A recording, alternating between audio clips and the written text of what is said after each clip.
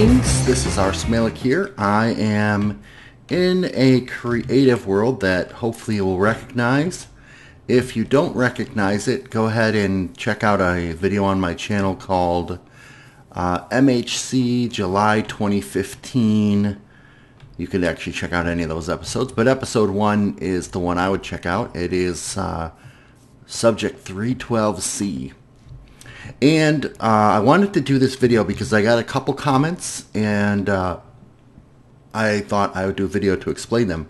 The first thing I want to show you is that I am using very standard green screen technology. I just created a little resource pack that takes the lime wool and has it all one single color. So I can film in front of this. Now, notice how these blocks create shadows here. And if I had a block down here, it would actually create a weird shadow effect. I don't know why a block on the ground creates a shadow going upwards, but that's just the way it happens. And so anyway, this is pretty much how I filmed some of the scenes. My little car thing and my little thing. Anyway, what I wanted to talk about though was the process and the thought process in actually creating the world, the story, if you will. And so I'm not going to do anything else visually here. I'm just going to sit here in this seat and I'm going to talk. First of all, I should say huge credit to Michael Deering. Michael Deering is the person who conceived of the Minecraft Hardcore Challenge, or MHC. He does it once a month, and each month has a special theme.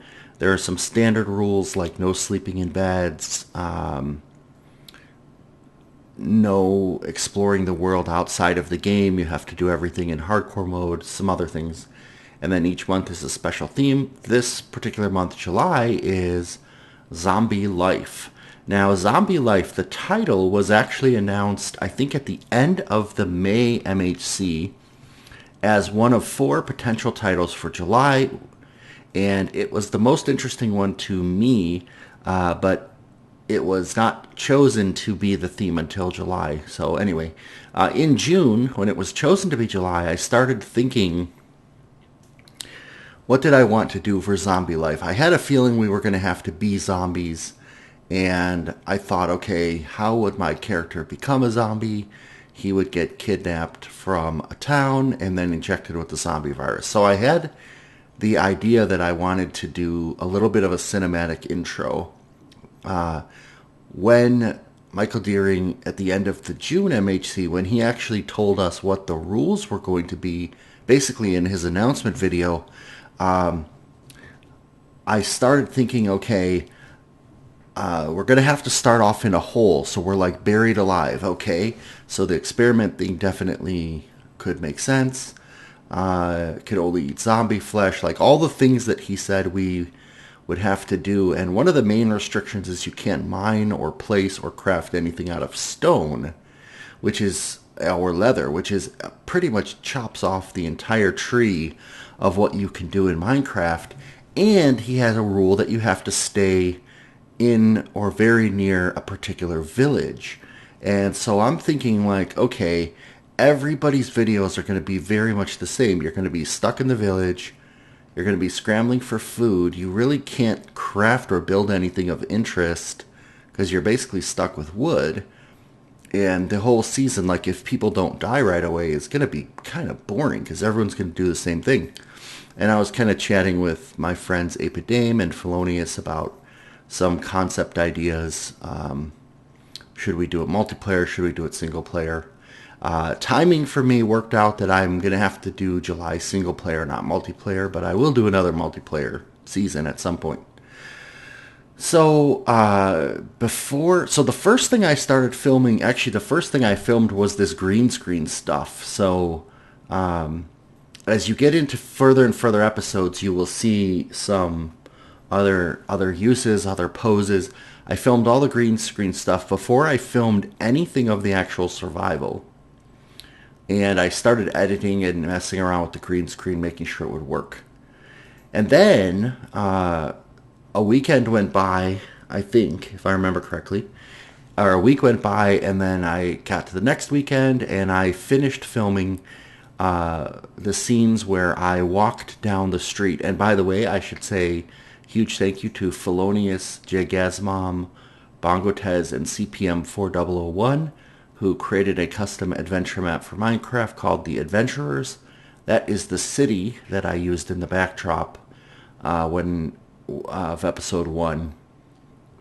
So thank you to them. So I filmed that piece, I put that behind, and then I sat down to film episode 1. Now my initial idea, actually, while I was at work during the week, I made a list of all the things that I thought could be interesting for a zombie to do given Michael Deering's rules. What objects could I use to stretch the boundaries of creativity?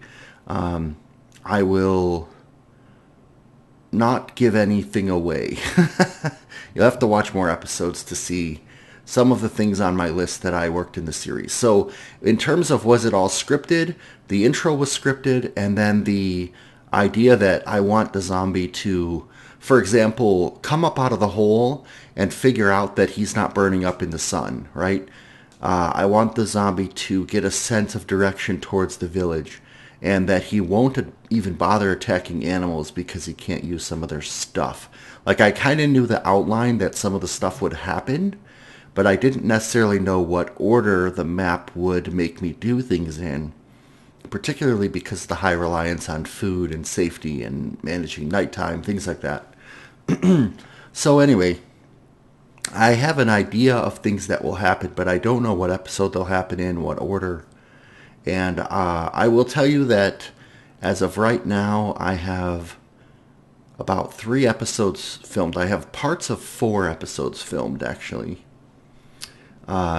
which I'll get to in a second. So what I did is I sat down and I started filming the series. I put myself in the hole. I filmed some kind of intro stuff. And the plan and what I did was I narrated while I was playing in the third person. So it was all impromptu, and it was, okay, look, he's digging himself out of the hole now. Okay, let's turn on his sensors. Like, all that stuff I was saying while I was playing real time. And the first day, something, I cannot remember what, but I think I died. Either I died or I started breaking stone, or I did something, and I was like, oh shoot, I have to start over again. So I started completely over, and I started filming, and it was much more interesting. I actually filmed 2 episodes worth, and then 2 Minecraft days, and then I was tired and I had to go do some other stuff.